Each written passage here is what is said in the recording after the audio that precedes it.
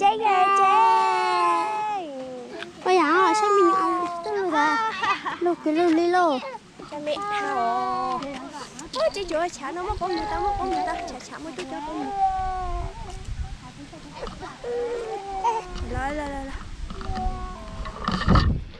nhớ số nó trong mù sai là ốp đi rồi nó chè nó ra nó tiếc ấy à chè là ốp đi là ô tô trong nó bây giờ tu thì đi tao có khắp bù sai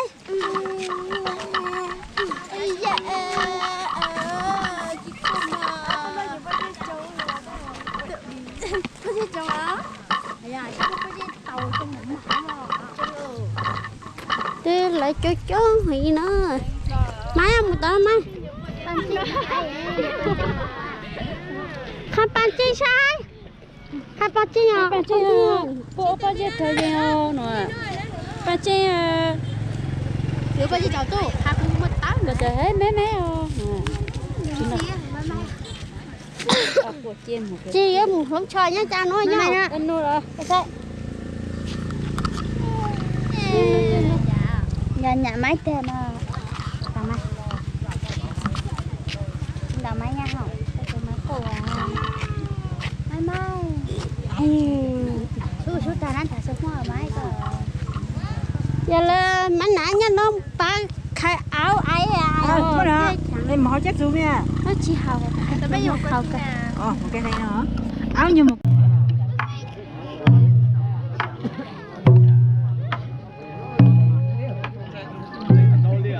nó bên muốn chè là nhìn là ly chè là ít bớt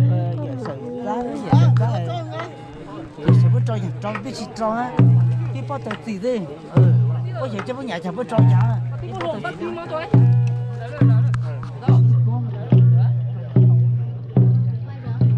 quay một tí nó xong mình đi về thôi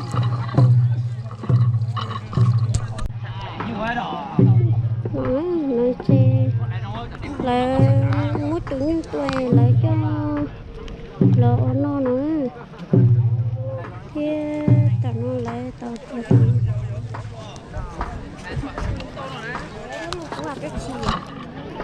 đi chơi đi nhá lên nhá bút tô cả đã quay bên chỗ này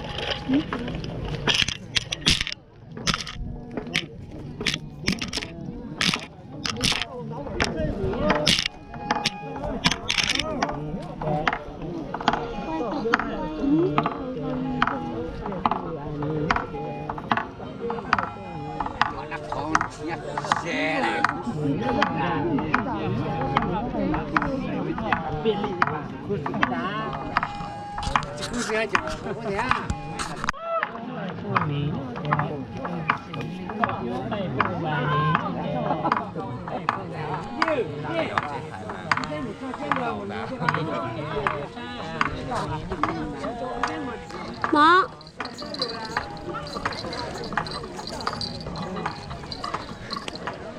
Quay nó đằng mà cái là chế màu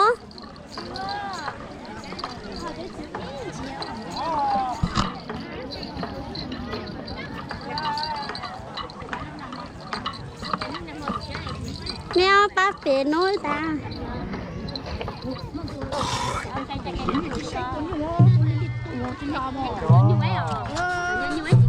cho nên một chi nữa sẽ là chờ lò hào cho thua lò hào nữa là hào chờ chu đi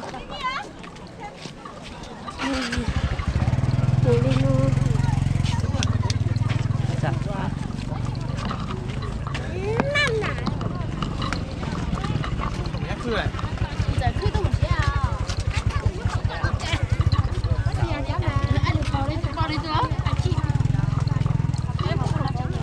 ba mẹ chẳng ta mẹ tôi ta kín nó á hả mẹ chẳng ta mẹ à tao lại chế xuôi đấy nó nó qua máy một đi hàng một vòng thôi mà nó đó là tôi hụt ốp ly nó tới sự mà tôi chơi trống hình nữa muốn là chơi trống nữa bên muốn chơi chỉ nên là cho cho nó tỏa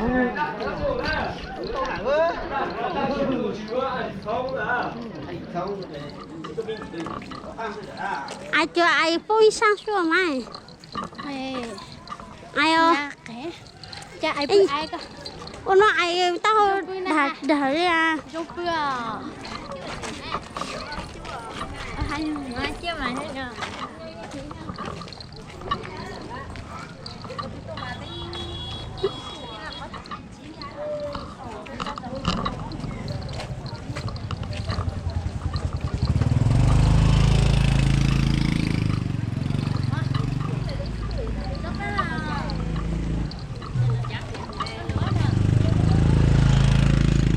nó sao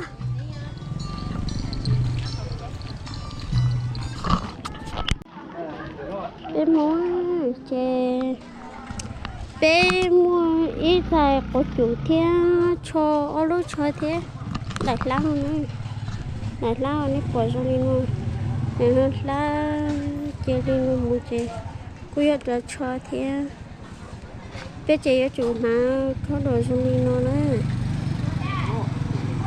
cái này thì giờ cho con nhẹ xong nó mua nè cảm ơn ạ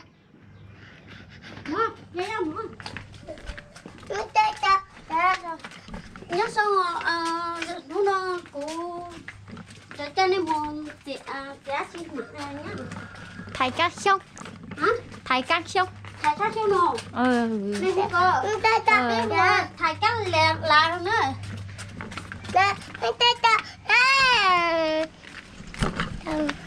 bây giờ bây giờ có gì ta có bố thầy tao có gì thầy á anh ơi lừa à nó sâu à thế nó chỉ tao bắt thầy khác cho rồi có chỉ những gì thầy nữa á cái thứ thầy nó ha nữa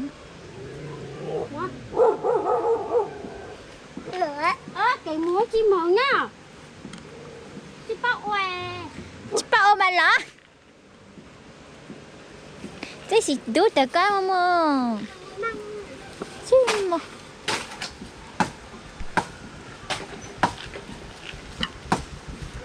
Sao vậy ai?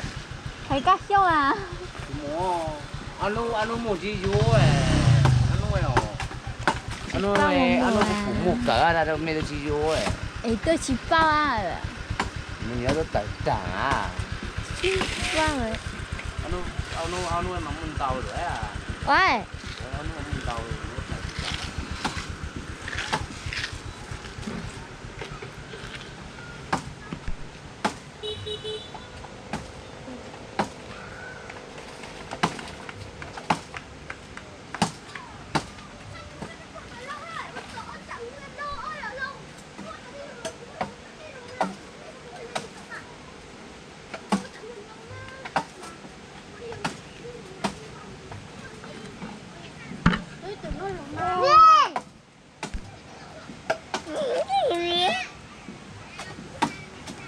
đến đây rồi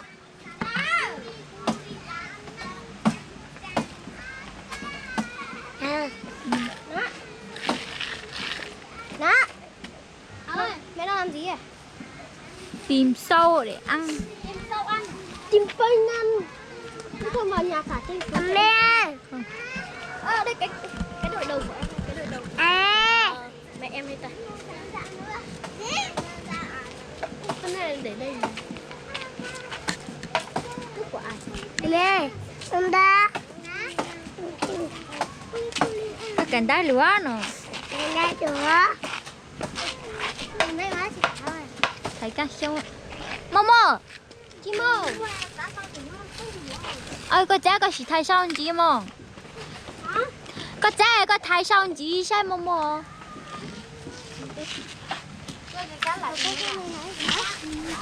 chân chân chị chi chẳng chẳng có lứa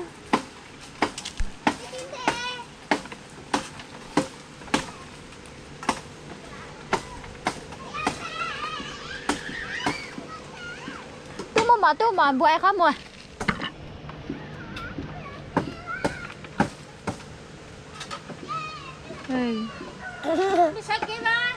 Sao kia tôi chả phúc chó này tung tông nó sao kia tôi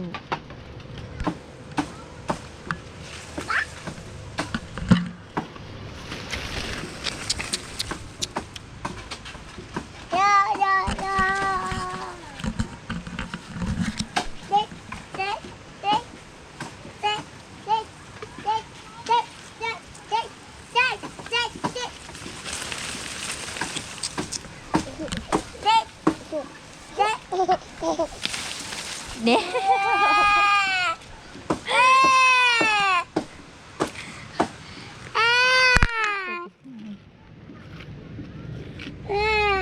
nè chị tôi nó tôi được xong mua chọn luôn đã vùng bé ơi ôi chả có chưa té leo con luôn đó chả chốt tay có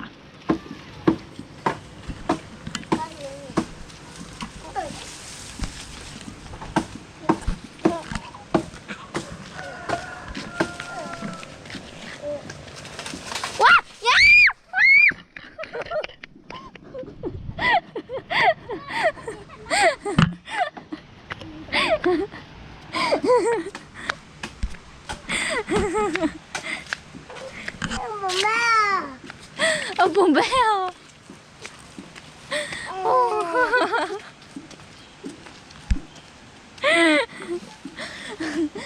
Chào cô cứ chia cho ấy à.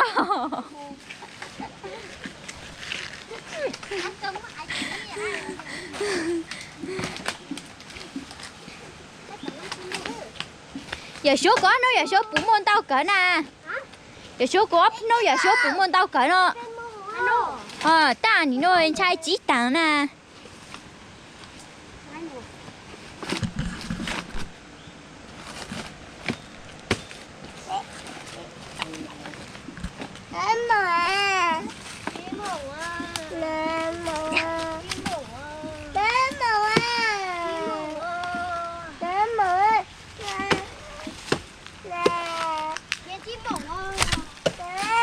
这金毛啊！ ở trên kia bọn em hay là cái này để trượt lắm. Nó trơn đấy, nó trơn lắm luôn ấy. Cái lớp này là nó trơn lắm luôn ấy. Em hay trượt đấy. Yeah. Cháu cắt cho à. Chạy hết rồi. Huy tính ra Huy. Cái chim nhạc co. Chim nhạc. Nào, cho cô đi ra ngoài đã.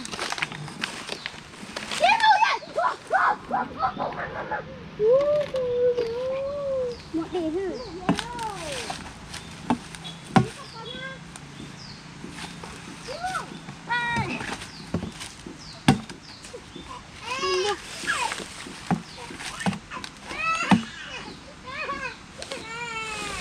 Huy ơi! Huy ơi!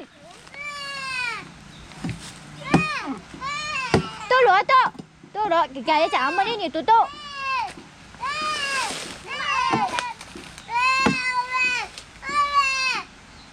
Tôi rồi.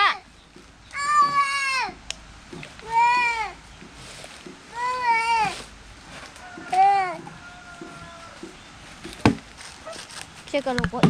Cô chi nhạc con. Cô chi nhạc. Thích hả? Nà, cô làm. Cú bao ăn thì mà cú làm.